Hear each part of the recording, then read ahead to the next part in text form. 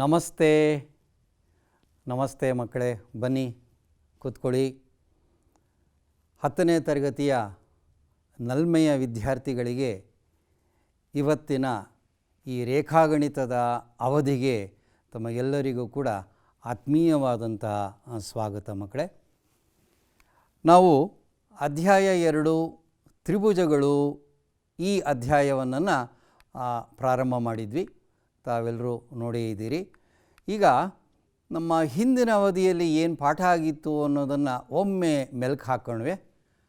ನಮ್ಮ ಹಿಂದಿನ ಅವಧಿಯಲ್ಲಿ ಬಹಳ ಅತ್ಯಂತ ಮುಖ್ಯವಾದಂಥ ಒಂದು ಪ್ರಮೇಯ ಕೋನ ಪ್ರಮೇಯ ಅಂಥೇಳಿ, ಅದನ್ನು ಇಂಗ್ಲೀಷ್ನಲ್ಲಿ ಎ ಕ್ರೈಟೀರಿಯನ್ ಅಂತ ಕರೀತಾರೆ. ಇದು ನಮ್ಮ ಪಠ್ಯಪುಸ್ತಕದಲ್ಲಿ ಪ್ರಮೇಯ 2.3 ಅಂತ ಹೇಳಿ ನಮಗೆ ತಿಳಿಸಿದ್ದಾರೆ. ಇದನ್ನು ನಾವು ವಿಶೇಷವಾಗಿ ಅರ್ಥ ಮಾಡ್ಕೊಂಡಿದ್ವಿ. ಜ್ಞಾಪಕ ಮಾಡ್ಕೊಳ್ಳಿ ಮಕ್ಕಳೇ ಇದನ್ನು. ತದನಂತರ ಅವುಗಳಿಗೆ ಸಂಬಂಧಪಟ್ಟಂಥ ಅಭ್ಯಾಸದಲ್ಲಿರ್ತಕ್ಕಂಥ ಲೆಕ್ಕಗಳನ್ನು ಕೂಡ ನಾವು ಗಮನಿಸಿದ್ವಿ. ಬಹುಶಃ ನೀವೆಲ್ಲರೂ ಕೂಡ ಈ ಪ್ರಮೇಯ 2.3 ಕನಿಷ್ಠ ಒಂದು 5 ಬಾರಿ ಆದರೂ ಬರೆದು ಅದನ್ನು ಚೆನ್ನಾಗಿ ಅಭ್ಯಾಸ ಮಾಡಿ ಅದರಲ್ಲಿರ್ತಕ್ಕಂಥ ಎಲ್ಲ ಲೆಕ್ಕಗಳನ್ನು ಕೂಡ ವಿಶೇಷದಲ್ಲಿ ಅರ್ಥ ಮಾಡ್ಕೊಂಡಿರ್ತೀರಾ ಅಂತ ನಾವೆಲ್ಲರೂ ಕೂಡ ನಂಬಿದ್ದೀವಿ ಮಕ್ಕಳೇ. ಹಾಗಾಗಿ 5 ಉದಾಹರಣೆಗಳಿದೆ. ಅದ್ರ ಜೊತೆಗೆ 2.3ರಲ್ಲಿ 16 ಲೆಕ್ಕಗಳಿದೆಯಲ್ಲ ಮಕ್ಕಳೇ, ಇದನ್ನೆಲ್ಲ ಅರ್ಥ ಮಾಡಿಕೊಂಡು ವಿಶೇಷವಾಗಿ ಬರೀರಿ ಅಂತಲೂ ನಾವು ಹೇಳಿದ್ವಿ. ನೀವೆಲ್ಲರೂ ಮಾಡಿರ್ತೀರಿ ಅಂತ ನಾವುಗಳು ಕೂಡ ನಂಬಿದ್ದೀವಿ. ಹಾಗಾದರೆ ಇವತ್ತಿನ ಪಾಠ ಏನು ಗೊತ್ತಾ? ಈ ಪ್ರಮೇಯ ಇದೆಯಲ್ಲ, ಕೋನ ಪ್ರಮೇಯ ಇದೆಯಲ್ಲ, ಇದಕ್ಕೆ ನೀವು ನಂಬ್ತಿರೋ ಇಲ್ವೋ ಮಕ್ಕಳೇ, 3 ಉಪಪ್ರಮೇಯಗಳಿದೆ. 3 ಉಪಪ್ರಮೇಯಗಳಿದೆ. ಭಾಳ ಮುಖ್ಯವಾದಂಥ ಉಪಪ್ರಮೇಯಗಳು. ಅದನ್ನು ಇವತ್ತು ನಾವು ಚರ್ಚೆಗೆ ತೆಗೆದುಕೊಳ್ತಾ ಇದ್ದೀವಿ. ಹಾಗಾಗಿ ಈ ಉಪಪ್ರಮೇಯ ಏನನ್ನು ತಿಳಿಸತ್ತೆ ಅನ್ನೋದನ್ನು ನಾವೀಗ ನೋಡೋಕ್ಕೆ ಹೋಗ್ತಾ ಇದ್ದೀವಿ. ಲಂಬಕೋನ ತ್ರಿಭುಜದಲ್ಲಿ ಮೊದಲನೇ ಪಾಯಿಂಟ್ ಏನಪ್ಪ ಅಂದರೆ, ಯಾವ ಕೋನ 90 ಡಿಗ್ರಿ ಇದನ್ನು ನಾವು ತಿಳಿಸ್ತಾ ಇದ್ದೀವಿ. ಕೋನ ABC ಕರೆಕ್ಟಾಗಿ 90 ಡಿಗ್ರಿ ಇದೆ ಅಲ್ವಾ? ಈಗೇನು ಮಾಡಿ ನೋಡಿ, 90 ಡಿಗ್ರಿಗೆ ಈ ರೀತಿ ಚಿಹ್ನೆಯನ್ನು ಕೂಡ ನಾವು ಬರ್ಕೊಳ್ಬೇಕು. ಈ ರೀತಿ ಈಗೇನು ಮಾಡೋಣ, ಈ 90 ಡಿಗ್ರಿಗೆ ಎದುರುಗಡೆ ಇರತಕ್ಕಂಥ ಬಾಹು ಯಾವುದು ನೋಡಿ, AC. ಅದನ್ನೇ ನಾವು ವಿಕರ್ಣ ಅಂತ ಕರಿತಕ್ಕಂಥದ್ದು. ಈ ವಿಕರ್ಣಕ್ಕೆ ಆ ಶೃಂಗ B ಇದೆ ನೋಡಿ, ಆ ಶೃಂಗ B ನೋಡ್ಕೊಳ್ಳಿ. ಇಲ್ಲಿಂದ ನಾವು ಒಂದು ಲಂಬವನ್ನು ಎಳ್ಕೊಂಬಿಡೋಣ. ಹೌದಾ?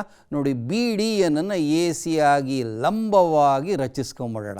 ಆ BDಯನ್ನು ರೇಖಾಖಂಡವನ್ನು ವಿಕರ್ಣ ACಗೆ ಲಂಬವಾಗಿ ರಚಿಸ್ಕೊಂಬಿಟ್ರೆ ಮಕ್ಕಳೇ, ನೋಡ್ತಾ ಇದ್ದೀರಾ ಎಷ್ಟು ಲಂಬಕೋನ ತ್ರಿಭುಜಗಳಿದೆ? ಎಣಿಸ್ಕೊಳ್ಳಿ ನೀವು ಕೂಡ. ಯಾವುದಾದ್ರು ಹೇಳಿ, ಮೊದಲನೇದು ಯಾವ್ದು ಹೇಳಿ? ತ್ರಿಭುಜ ABC ಲಂಬಕೋನ ತ್ರಿಭುಜ ಆಗಿತ್ತು. ಹೌದಾ? ಈಗ ಕೋನ D ನೋಡಿ, 2 ಆ ಕಡೆ ಈ ಕಡೆ ಎಡಭಾಗ ಬಲಭಾಗದಲ್ಲಿ 90 ಡಿಗ್ರಿ ಇರೋದ್ರಿಂದ ನೋಡಿ, ಒಟ್ಟಾರೆ ನಮಗೆ ಈ ಚಿತ್ರದಲ್ಲಿ 3 ಲಂಬಕೋನ ತ್ರಿಭುಜಗಳು ಬಂದ್ಬಿಟ್ಟಿದೆ. ಈ ಕೋನ ಪ್ರಮೇಯವನ್ನು ಇಂತಹ ಒಂದು ಲಂಬಕೋನ ತ್ರಿಭುಜದಲ್ಲಿ ಅನ್ವಯ ಮಾಡಿ ಅಪ್ಲೈ ಮಾಡಿ ಇದರಿಂದ ವಿಶೇಷವಾದಂಥ ಒಂದು ಫಲಿತಾಂಶಗಳು, ರಿಸಲ್ಟ್ ಸಿಗುತ್ತೆ. ಭಾಳ ಮುಖ್ಯವಾದದ್ದು ರಿಸಲ್ಟ್ಸ್ಗಳು ಬರುತ್ತೆ, ಫಲಿತಾಂಶಗಳು ಬರುತ್ತೆ. ಇದನ್ನು ನಾವು ಅರ್ಥ ಮಾಡ್ಕೊಳ್ಳೋದೇ ಇವತ್ತಿನ ಈ ಅವಧಿಯ ಮೂಲ ಉದ್ದೇಶ ಆಗಿದೆ ಮಕ್ಕಳೇ. ತ್ರಿಭುಜ ABC ಜೊತೆಗೆ ಇವುಗಳನ್ನು ಏನು ಮಾಡೋಣ, ಹೋಲಿಸೋದು ಅಂತಂದರೆ ಏನು? ಯಾವ ಕೋನಗಳು ಯಾವ ಕೋನಗಳಿಗೆ ಸಮ ಆಗಿದೆ ಕಾರಣಗಳ ಸಮೇತ ತಿಳಿಸೋದಕ್ಕೆ ನಾವು ಹೋಲಿಸಿ ಅಂತ ಹೇಳ್ತಾ ಇದ್ದೀವಿ. ಮೊದಲನೇದಾಗಿ ನೋಡಿ, ಈ ಕೋನ ABC ನೋಡಿ ಮಕ್ಕಳೇ, ಈ ಕೋನ ABCಗೆ ನೋಡಿ ಒಂದು ಸ್ಟಾರ್ ಮಾರ್ಕ್ ಕೂಡ ಬರ್ತಾ ಇದೆ ನೋಡಿ. ಆ ಕೋನ ಏನಾಗಿದೆ, ತ್ರಿಭುಜ ADBಗೂ ಬರ್ತಾ ಇದೆ ಮತ್ತು ತ್ರಿಭುಜ ABCಗೂ ಬರ್ತಾ ಇರೋದ್ರಿಂದ ಆ ಕೋನ ಏನಾಯಿತು, ಉಭಯ ಸಾಮಾನ್ಯ ಆಗೋಯ್ತದು. ಹೌದಾ? ನಂತರ ಇನ್ನು ಕೋನ ADB ನೋಡಿ, ನೋಡ್ತಾ ಇದ್ದೀರಾ? ನಾವು ತೋರಿಸ್ತಾ ಇದ್ದೀವಿ ಚಿತ್ರದಲ್ಲಿ ಪಾಯಿಂಟರಲ್ಲಿ. ಕೋನ ADB ನೋಡಿ ಮಕ್ಕಳೇ, ADB ನೋಡಿ, ಅದು 90 ಡಿಗ್ರಿ ಇದೆ. ಮತ್ತು ಕೋನ ABC ನೋಡಿ, ಕೋನ ABC ಕೂಡ 90 ಡಿಗ್ರಿನೇ ಇರೋದ್ರಿಂದ ಅವೆರಡು ಕೂಡ ಏನಾಯಿತು, 90 ಡಿಗ್ರಿನೇ ಆಗೋಯ್ತು. ಕಾರಣ ದತ್ತ ಅಂತ ಹೇಳೋಣ. ಸಮಕೋನೀಯ ಆಗಿದ್ದರೆ ಅವುಗಳೇನಾಗಿರುತ್ತೆ ಹೇಳಿ, ಅವುಗಳು ಸಮರೂಪಿಗಳೇ ಆಗಿರುತ್ತೆ. ಅಲ್ವಾ? ಈ ಗುಣವನ್ನು ನಾವು ಅರ್ಥ ಮಾಡ್ಕೊಂಡಿದ್ದೀವಿ. ಹಾಗಾಗಿ ಲಂಬಕೋನ ತ್ರಿಭುಜ ADB ಸಮರೂಪ ಲಂಬಕೋನ ತ್ರಿಭುಜ ABC ಅನ್ನೋದು ಅರ್ಥ ಆಯಿತು. ಹೌದಾ? ಕೋನ ಪ್ರಮೇಯವನ್ನು ನಾವೀಗ ಅನ್ವಯ ಮಾಡ್ತಾ ಇದ್ದೀವಿ. ಹೇಗೆ ಮಾಡೋದು ನೋಡಿ. ತ್ರಿಭುಜ ADBನಲ್ಲಿ ಮೊದಲ 2 ಅಕ್ಷರ ತಗೊಳ್ಳಿ ಮಕ್ಕಳೇ. ಓಕೆ, AD ಭಾಗಿಸು ತ್ರಿಭುಜ ABCನಲ್ಲೂ ಮೊದಲ 2 ಅಕ್ಷರಗಳನ್ನೇ ತೆಗೆದುಕೊಂಡ್ರೆ AB ಬಂತು. ಈ ಮೊದಲ 2 ಅಕ್ಷರಗಳು ತ್ರಿಭುಜ ADBನಲ್ಲಿ, ತ್ರಿಭುಜ ABCನಲ್ಲಿ ಮೊದಲ 2 ಅಕ್ಷರಗಳನ್ನೇ ತೆಗೆದುಕೊಂಡಿದ್ದೀವಿ. ಈಗ ಅದನ್ನು ಚಿತ್ರದಲ್ಲಿ ತೋರಿಸ್ತೀವಿ ನೋಡಿ. ಇವಾಗ ನೋಡಿ, ಕೋನ ABD ತೋರಿಸ್ತಾ ಇದ್ದೀವಿ ನೋಡಿ. ಕೋನ ABD ಅಲ್ಲೊಂದು ಚುಕ್ಕೆ ಕೂಡ ಬಂದಿದೆ. ಮತ್ತು ಅದು ಯಾವುದಕ್ಕೆ ಸಮ ಆಗಿದೆ ಹೇಳಿ? ಕೋನ BCDಗೆ ಸಮ ಆಗಿದೆ. ಈ 2 ಕೋನಗಳು ಸಮ ಆಗಿದೆ ಅಲ್ವಾ? ಆದ್ದರಿಂದ ಇವುಗಳಿಗೆ ಅಭಿಮುಖ ಬಾಹುಗಳನ್ನು ತೋರಿಸೋಣ. ಇವಾಗ ಕೋನ ABDಗೆ ಯಾವುದು ಅಭಿಮುಖವಾಗಿದೆ ನೋಡಿ? AD ಅಂತಕ್ಕಂಥದ್ದು ಕೋನ ABDಗೆ ಅಭಿಮುಖವಾಗಿದೆ ಅಲ್ವಾ? ಇನ್ನು ಕೋನ Cಗೆ ತ್ರಿಭುಜ ABCನಲ್ಲಿ ಯಾವುದು ಅಭಿಮುಖವಾಗಿದೆ ನೋಡಿ? AB ಅನ್ನೋದು. ಆದ್ದರಿಂದಲೇ ನಾವಲ್ಲಿ ಬರೆದಿರೋದು ಅನುಪಾತವನ್ನು AD ಡಿವೈಡೆಡ್ ಬೈ AB. ಅಂದರೆ AD ಬಾಹುವಿಗೆ AB ಬಾಹು ಅನ್ನೋದನ್ನೇ ಅದಕ್ಕೆ ಆ ಕರಸ್ಪಾಂಡಿಂಗ್ ಆಗಿರ್ತಕ್ಕಂಥ ಅನುರೂಪ ಬಾಹು ಆಯಿತು. ಅದು ಯಾವುದಕ್ಕೆ ಸಮ ಆಗಿರುತ್ತೆ ನೋಡಿ? ಇವಾಗ ದ್ಯಾಟ್ ಈಸ್ ಈಕ್ವಲ್ ಟು ಮೊದಲ ಅಕ್ಷರ ಕೊನೆಯ ಅಕ್ಷರ ತಗೊಳ್ಳಿ, AB ಆಯಿತು, ಭಾಗಿಸು ಈ ತ್ರಿಭುಜ ABCನಲ್ಲೂ ಮೊದಲನೇದು ಕೊನೆಯ ಅಕ್ಷರ ಬರೆದ್ರೆ AC ಬಂತು. ಓರೆ ಗುಣಾಕಾರ ಮಾಡ್ಕೊಂಬಿಡಿ ಮಕ್ಕಳೇ. ಇದರ ಪರಿಣಾಮವಾಗಿ equals with an arrow mark ಹಾಕಿದರೆ ಇದರ ಪರಿಣಾಮವಾಗಿ ದಿಸ್ ಇಂಪ್ಲೈಸ್ ದಟ್ ಅಂತ ಓದ್ಕೊಳ್ಳಿ. ಈಗ AB ನ ಗುಣಿಸ್ಕೊಳ್ಳಿ ಮಕ್ಕಳೇ. ಓರೆ ಗುಣಾಕಾರ ಮಾಡಿ AB ಸ್ಕ್ವಯರ್ ಆಯಿತು is equal to AC into AD ಆಗೋಯಿತು ನೋಡಿ. ಇದನ್ನೇ ನಾವು ಉಪಪ್ರಮೇಯ 1 ಅಂತ ಕರೆಯೋದು. ಈಗ ಸ್ಟಾರ್ಟ್ ಮಾಡೋಣ. ಯಾವ್ಯಾವ ತ್ರಿಭುಜ ಹೋಲಿಸೋಣ ಹೇಳಿ? ಲಂಬಕೋನ ತ್ರಿಭುಜ BDC ಮತ್ತು ನಮ್ಮ ದತ್ತ ತ್ರಿಭುಜ ಇದೆಯಲ್ಲ ಲಂಬಕೋನ ತ್ರಿಭುಜ ABC, ಇವುಗಳನ್ನು ಹೋಲಿಸ್ಬಿಡೋಣ. ಹೋಲಿಸಿದರೆ ನೋಡಿ, ಕೋನ C ಅನ್ನೋದಕ್ಕೆ ಸ್ಟಾರ್ ಮಾರ್ಕ್ ಬರ್ತಾ ಇದೆ, ನಕ್ಷತ್ರದ ಚಿಹ್ನೆ ಬರ್ತಾ ಇದೆ. ಅದು ನೋಡ್ಕೊಳ್ಳಿ, ಅದು ತ್ರಿಭುಜ BDCಗೂ ಬರ್ತಾ ಇದೆ, ತ್ರಿಭುಜ ABCಗೂ ಬರ್ತಾ ಇದೆ. ಹಾಗಾಗಿ ಇದನ್ನು ಸಾಮಾನ್ಯ, ಉಭಯ ಸಾಮಾನ್ಯ, ಎರಡಕ್ಕೂ ಕೂಡ ಆ ಕೋನ ಬರ್ತಿರೋದ್ರಿಂದ ಇದನ್ನು ಉಭಯ ಸಾಮಾನ್ಯ ಅಂತ ಕರೆದ್ವಿ. ಒಂದು ಕೋನ ಆಗೇ ಹೋಯಿತು. ಇನ್ನೊಂದು ಕೋನ ಯಾವ್ದು ಬರಿತೀರಿ ನೀವಿವಾಗ?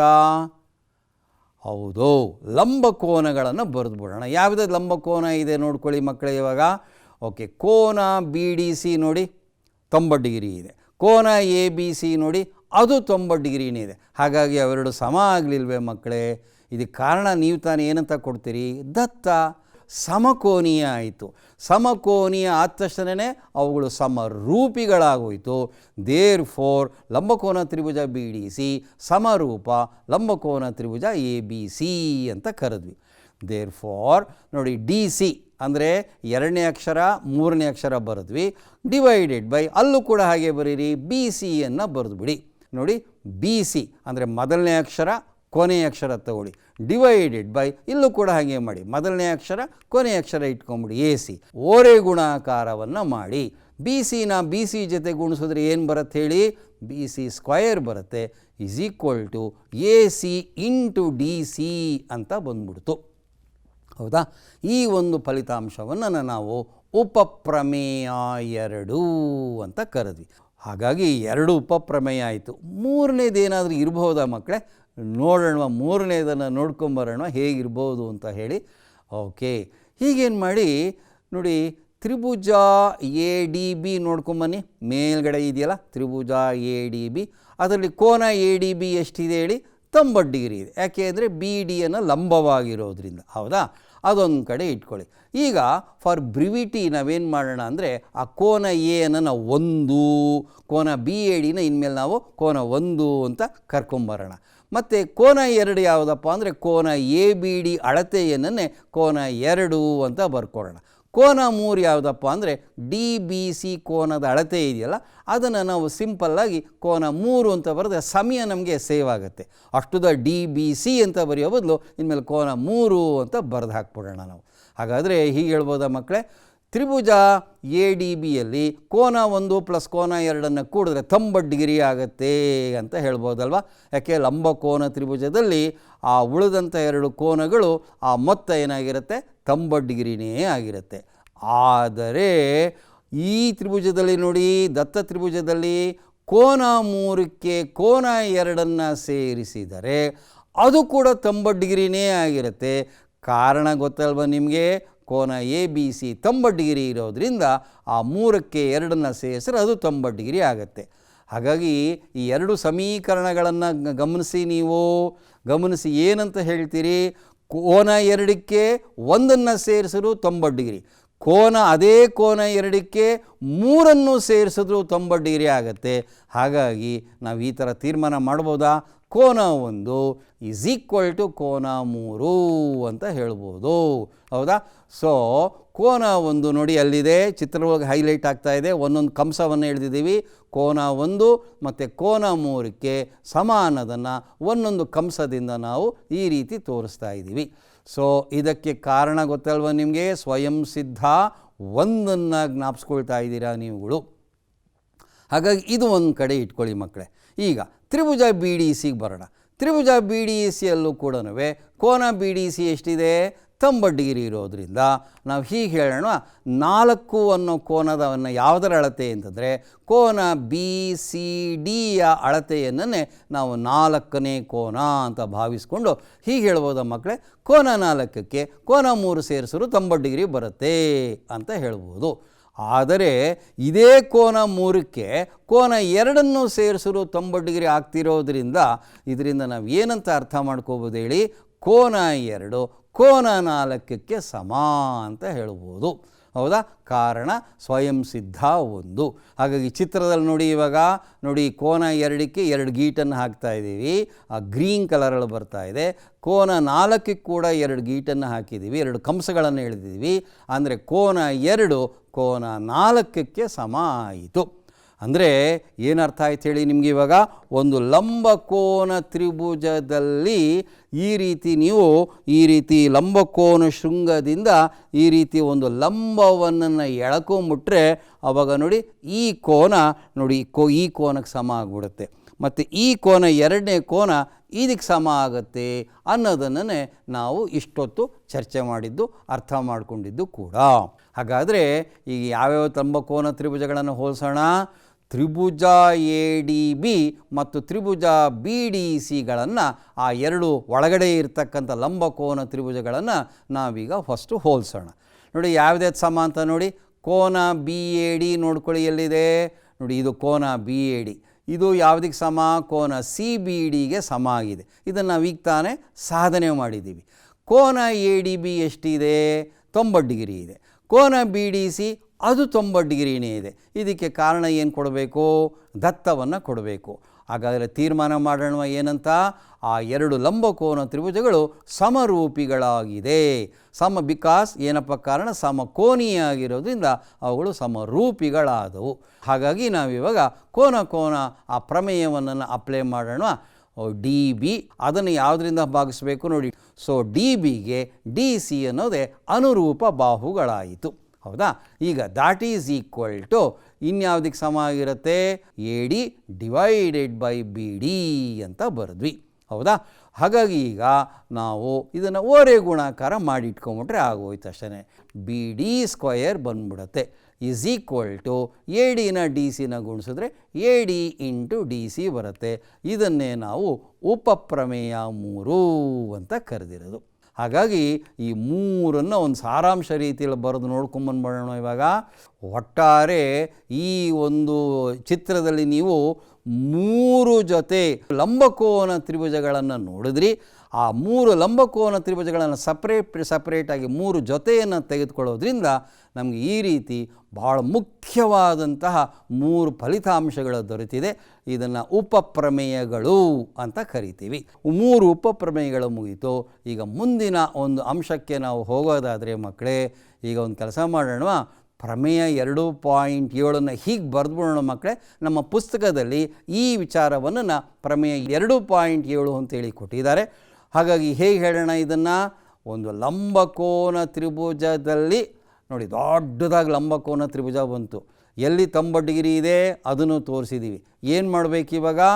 ಲಂಬಕೋನ ಶೃಂಗದಿಂದ ವಿಕರ್ಣಕ್ಕೆ ಎಳೆದ ಲಂಬವು ಏನು ಮಾಡುತ್ತೆ? ಅದು ಲಂಬ ಏನು ಮಾಡುತ್ತೆ? ಇಡೀ ತ್ರಿಭುಜವನ್ನು ನೋಡಿ ಲಂಬ ಬರ್ತಾ ಇದೆ ನೋಡಿ ಇಲ್ಲಿ 90 ಡಿಗ್ರಿ, ಈ ಕಡೆಗೂ 90 ಡಿಗ್ರಿಯನ್ನು ಗುರ್ತು ಹಾಕ್ಕೊಂಡಿದ್ದೀವಿ. ಈ ರೀತಿ ಹೇಳಿದ್ರೆ ಇದು ವಿಭಾಗಿಸ್ಬಿಡತ್ತಂತೆ. ಇಡೀ ತ್ರಿಭುಜವನ್ನು 2 ತ್ರಿಭುಜಗಳಾಗಿ ಲಂಬಕೋನ ತ್ರಿಭುಜಗಳಾಗಿ ವಿಭಾಗಿಸುತ್ತದೆ. ಇವುಗಳು ಪರಸ್ಪರ ಸಮರೂಪಿಗಳಾಗಿರುತ್ತದೆ. ಅಲ್ಲದೆ ಇವುಗಳು ಏನಾಗಿರುತ್ತೆ? ದತ್ತ ತ್ರಿಭುಜಕ್ಕೆ ನಮ್ಮ ಒರಿಜಿನಲ್ ಟ್ರಯಾಂಗಲ್ಗೂ ಕೂಡ ಸಮರೂಪಗಳಾಗಿರುತ್ತವೆ. ಹಾಗಾಗಿ ನಾವಿವಾಗ ಈ ಕೋನ ಪ್ರಮೇಯ ಏನು ನೋಡಿದ್ವಲ್ವ, ಇಷ್ಟೊತ್ತು ಅಧ್ಯಯನ ಮಾಡಿದ್ವಲ್ಲ ಅದರ ಉಪಪ್ರಮೇಯಗಳನ್ನು, ಆ ಕೋನ ಪ್ರಮೇಯಕ್ಕೆ ವಿಲೋಮವನ್ನು ಮಾಡ್ತಾ ಈ ಪ್ರಮೇಯವನ್ನು ನಾವು ಕೊನೆಗೊಳಿಸೋಣ ಮಕ್ಕಳೇ.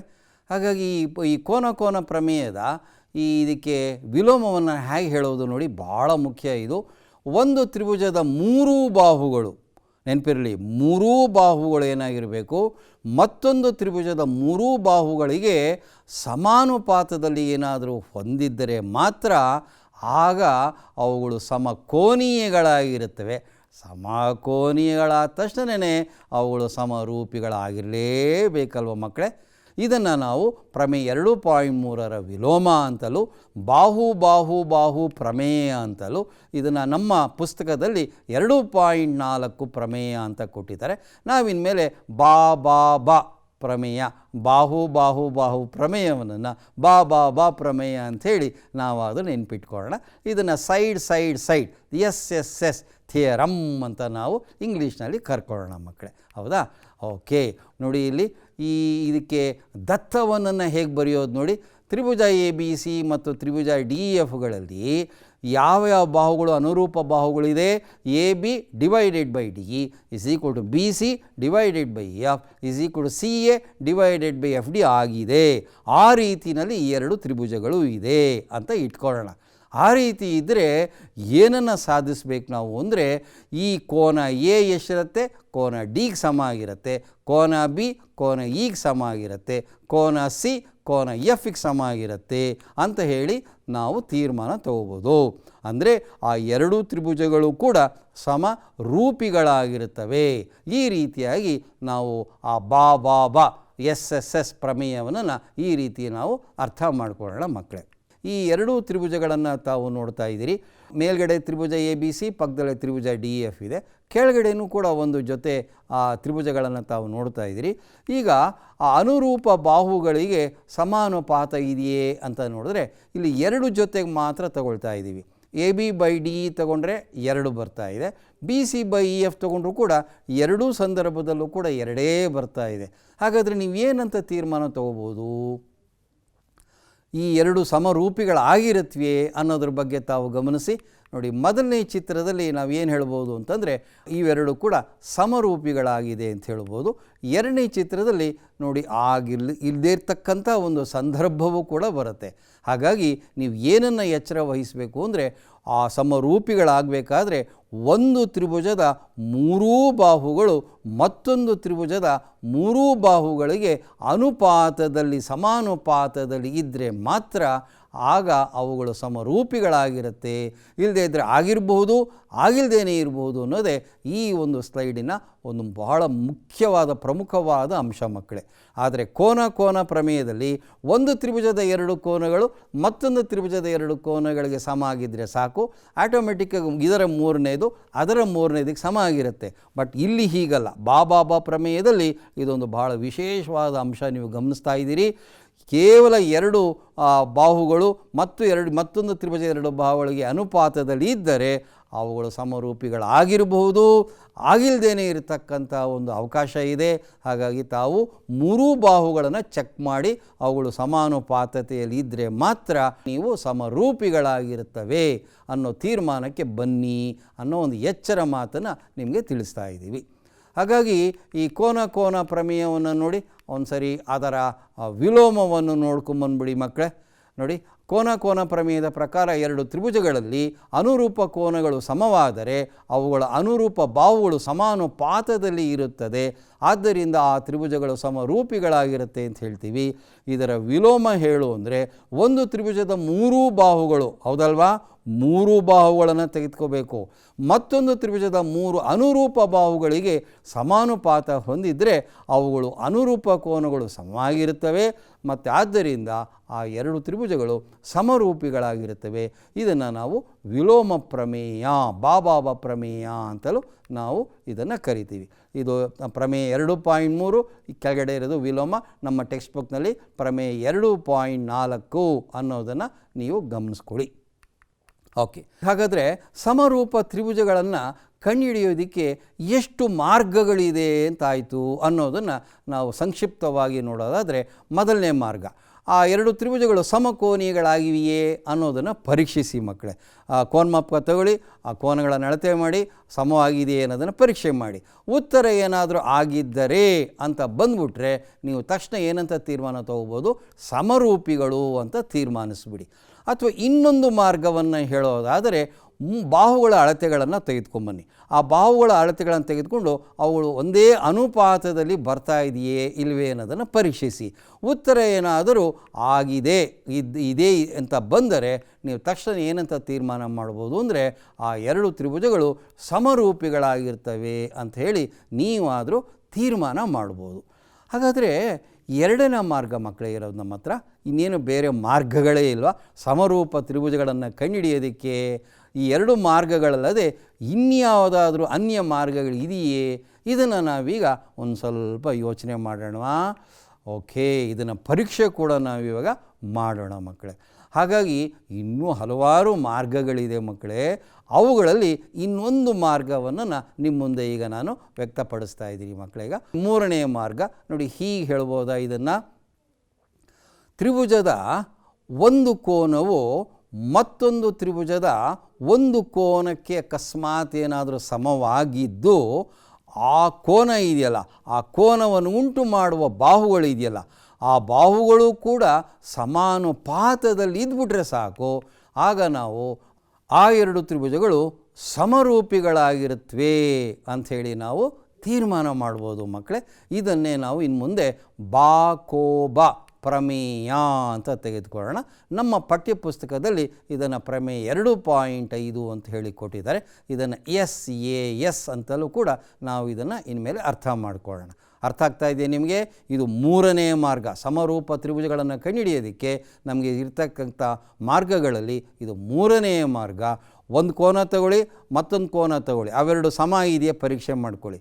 ಪರೀಕ್ಷೆ ಮಾಡ್ಕೊಂಬಿಟ್ಟು ಆ ಬಾಹುಗಳಿರುತ್ತಲ್ಲ, ಆ ಕೋನವನ್ನು ಉಂಟು ಮಾಡ್ತಕ್ಕಂಥ ಬಾಹುಗಳು, ಆ ಬಾಹುಗಳು ಕೂಡ ಮತ್ತೊಂದು ತ್ರಿಭುಜದ ಆ ಬಾಹುಗಳಿಗೆ ಸಮಾನುಪಾತದಲ್ಲಿ ಇದ್ಬಿಟ್ರೆ ಆಗ ನೀವು ಸಮರೂಪಿ ಅಂಥೇಳಿ ತೀರ್ಮಾನ ಮಾಡ್ಬೋದು. ನೋಡಿ, ಈ ಚಿತ್ರ ನಮಗೆ ತುಂಬ ಸಹಾಯ ಮಾಡುತ್ತೆ.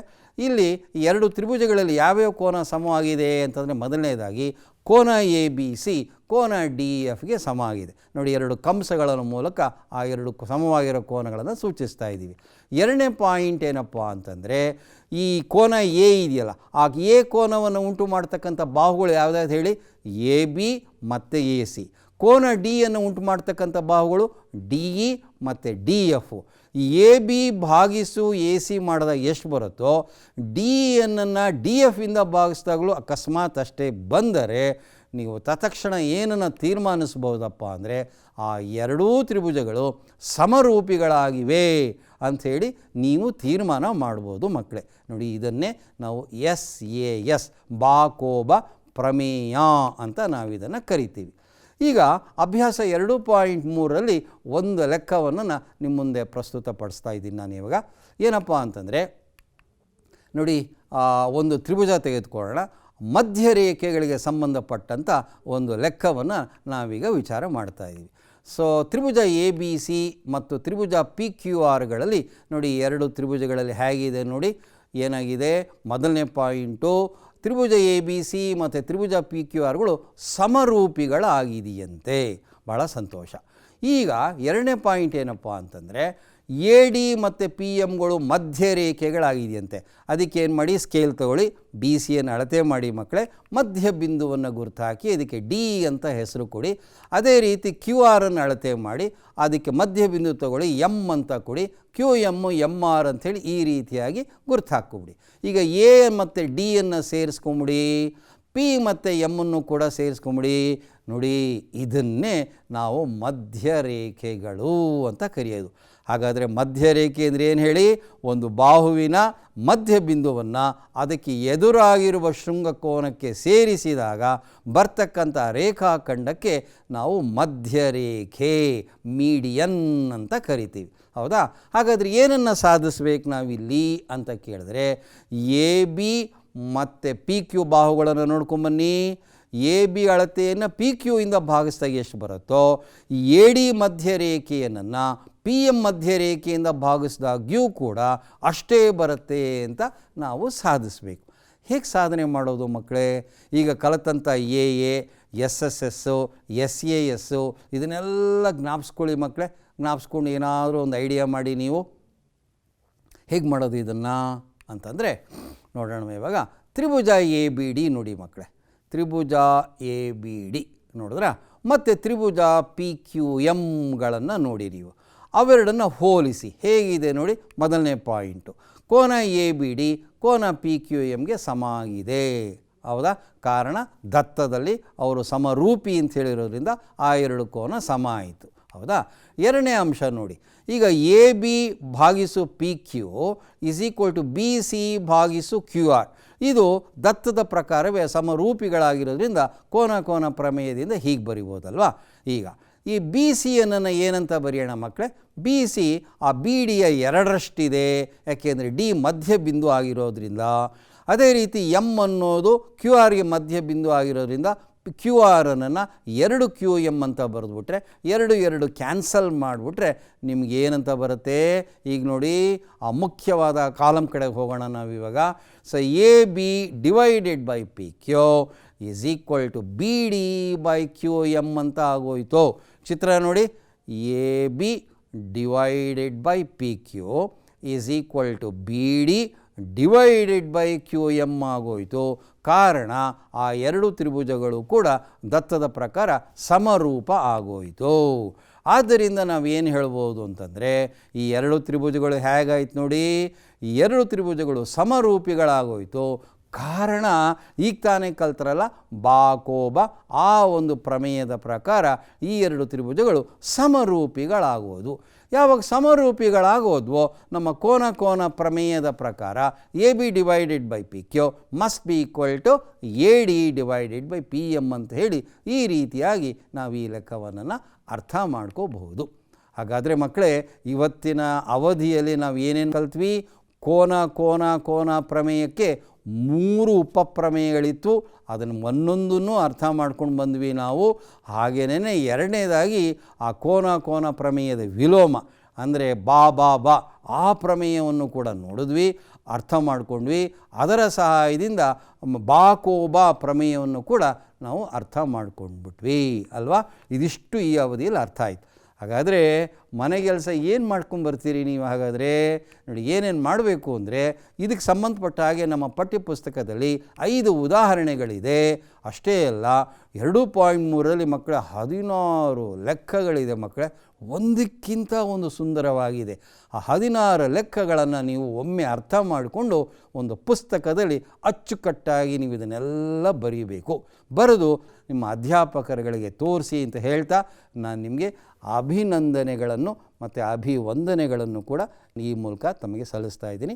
ನಮಸ್ಕಾರ ಮಕ್ಕಳೇ, ನಮಸ್ತೆ.